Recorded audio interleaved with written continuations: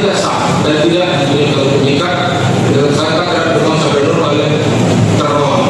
Sosok Hakim Afrizal Hadi pernah tangani perkara Brigadir J.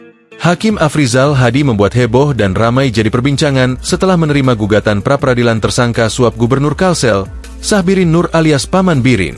Dengan demikian, status tersangka Paman Birin yang ditetapkan KPK dinyatakan batal. Menerima dan mengabulkan permohonan pra-peradilan pemohon Syahbirin Nur untuk sebagian. Kata Hakim Tunggal Afrizal Hadi membacakan amar putusan dalam persidangan di PN Jakarta Selatan, Selasa 12 November. Afrizal menilai penetapan tersangka Paman Birin tidak memenuhi prosedur dan tidak sah. Sebab, KPK belum memeriksa Paman Birin sebagai calon tersangka. Siapakah sosok Afrizal? Afrizal saat ini merupakan salah satu dari 28 hakim yang bertugas di PN Jakarta Selatan dengan golongan pembina utama muda, 4C.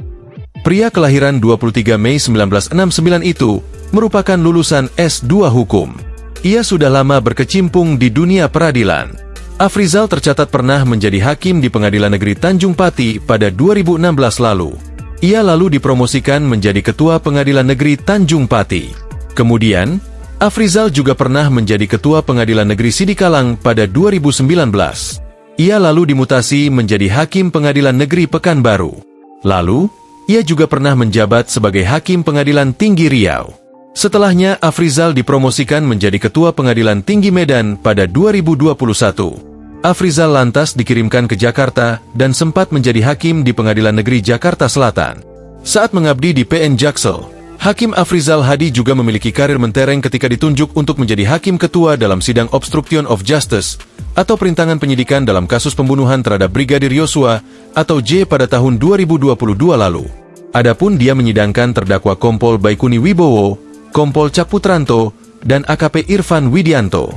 Terkait putusan terhadap ketiga terdakwa itu, Afrizal memvonis Kompol Baikuni Wibowo 1 tahun penjara.